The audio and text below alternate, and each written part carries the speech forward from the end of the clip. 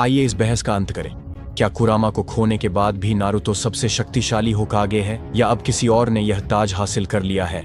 जब सबसे शक्तिशाली नेता की बात आती है तो दो नाम सबसे ऊपर आते हैं, हाशिरामा सेंजू और नारुतो उजुमाकी।